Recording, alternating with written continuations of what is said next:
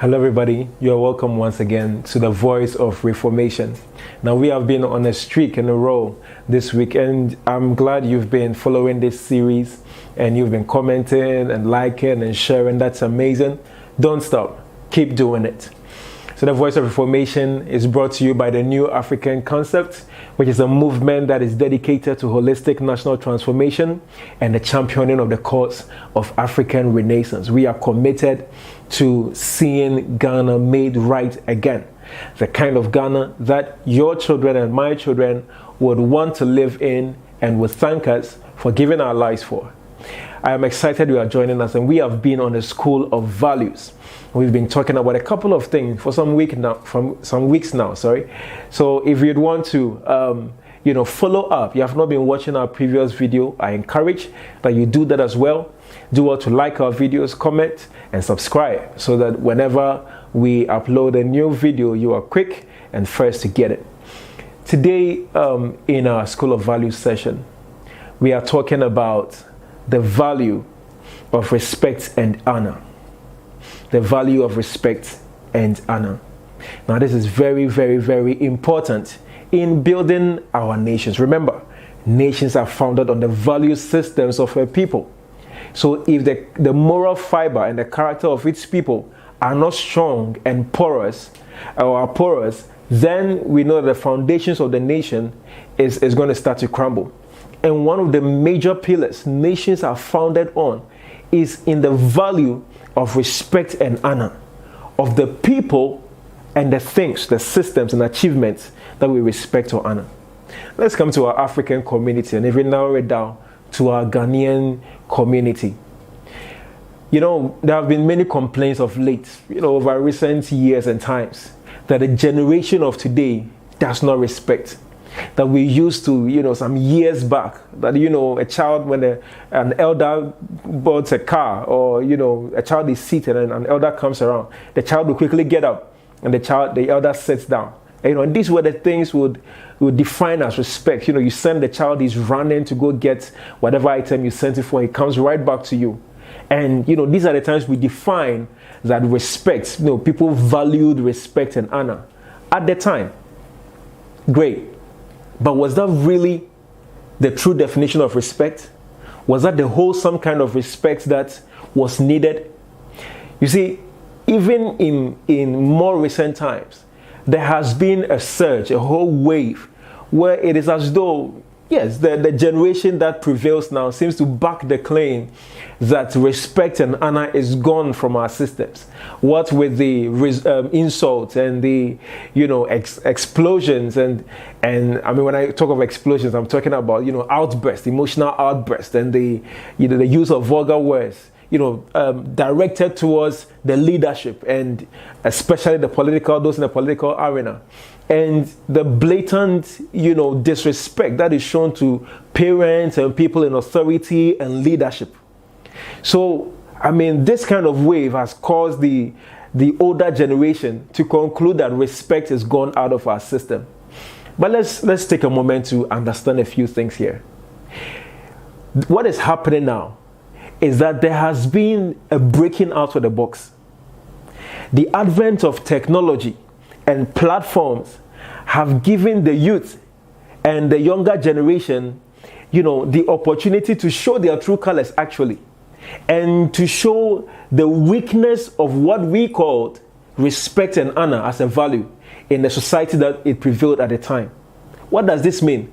This shows that is it a platform that was given or that has been given to the youth of today to break out of the box and show forth what is really on the inside. I mean, from Facebook to TikTok, anybody can pick a camera now and begin to, say what he wants or mention his very candid views. And if this is the kind of reaction we are getting, then that means that something was wrong or something happened along the lines of the value of respect and honor that we upheld in those days.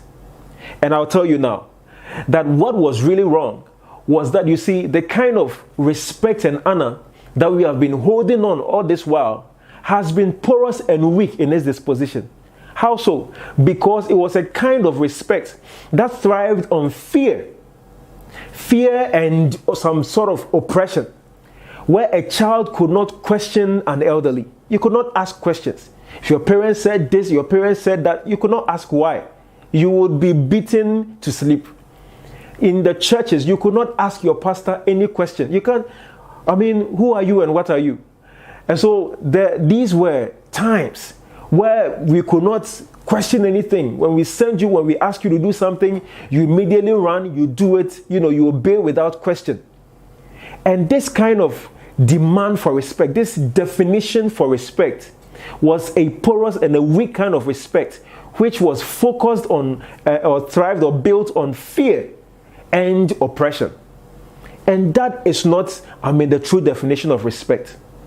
See, so what has been happening of late, where there has been that surge and that wave of the youth, speaking their candid mind and continually developing the boldness to, speak the way and express the way they have been doing.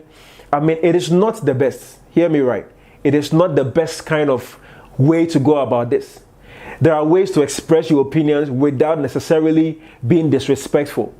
What this shows us is that we must understand that, respecting someone does not mean oppressing him. Respecting someone does not mean the person cannot speak. Respect and honor does not mean that, you are in a position where nobody can or nobody should address mistakes or ask certain questions or express certain concerns. So what this has shown us is that there is a need and a desire. There is something in our youth which begs and which desires to come out and to express itself. And the kind of culture and community we have built oppresses that innate ability in the youth and the people around us. So that means that we must begin to look at a redefinition of what true respect and honor is. So this means that, it takes two forms. That number one, there is a way to show respect without being extreme about it. And also that, in respect, there is a room for dialogue and expression of opinions. So the youth must understand that, yes, in having to express my opinion, I don't have to disrespect my elders. I don't have to disrespect those who are in authority. Because we must understand this. As the youth, we must not substitute, experience with intelligence.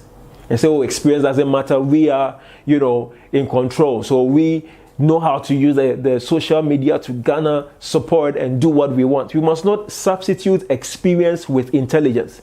And the elderly must not substitute intelligence with experience. Both factors must work in balance. And so in the matter of respect, these are things that must thrive. These are things that must, work in a balance. So we must begin to redefine and understand that in valuing and cultivating respect and honor, there must be room for dialogue. There must be room to train and allow ourselves to, engage in healthy conversations and communications where we allow people to, work with us or relate with us on that, healthy level. And so that is one of the things that we must really pay attention to in cultivating the value of respect and honor. Now again, in pushing further what the value of respect and honor is, if you want to cultivate and cut this into the fiber of our society, one of the things we must do is to make sure that, we respect all sorts of people. Respect must be total and not selective. If you want to respect people, don't just respect people because of their status. Don't just respect people because of the way they are dressed. Don't just respect people because of the money they have. We must respect people because they are human beings, and that is just it. So whether he is a trotro mate, a bus conductor, whether he is a taxi driver, whether he is a child on the street, whether he's a president, whether he's a member of parliament, whether he's a pastor, whether he's a church member, person of your same age, whether he's your employee or the employer, you must respect the person because he's an individual, not because of the money he has. So we have various instances where we look down on people as a community because of the way they are dressed in our various institutions, from churches to banks to, occasions. So when someone comes on occasion, there are ushers around, they see how the person is dressed. I mean, in a normal way, not necessarily in a bad way, dressed normally, not superficially. There is a way we attend to that person. As against someone who comes in an entourage and, is famous or has some sort of, prestige or status in the society. There is a form of preferential treatment that is given to that person. Or sometimes, when people don't know who you are or what kind of, position you carry, they begin to tell you anything. They begin to speak to you anyhow and treat you anyhow. Until they find out you're a wealthy man, until they find out you're a professor, until they find out you have a doctorate. And that is wrong. These are some of the things that, put the holes in our respect, the value of respect as a people. So this is the time to redefine what respect is and what the value truly means, so that we can really begin to, take it up in its original intent and imbibe it into our culture. Again, we must learn to honor character and achievement. You see, if we want to build this culture of respect and honor, the true definition of it, then we want to make sure that we are setting the right kind of examples. So in honoring people, we must honor men of character to set an example to the youth and those upcoming, that this is what the society accepts. That it doesn't accept people who just have money. That doesn't accept people who are just famous. See, Ghana is one of the places where you can easily become famous. You can easily rise to fame overnight because of, something you did or just anything at all that seems to gain or garner national attention or public attention. But it must not be that way. When it comes to the place of honoring the things that matter, we must begin to really focus and be selective on achievements and things like that. We must honor character, the things that, bring positive impact on the society. And again, we must honor, achievements, things that are worth celebrating. Not just anything at all, not just any song, not just any move whatsoever.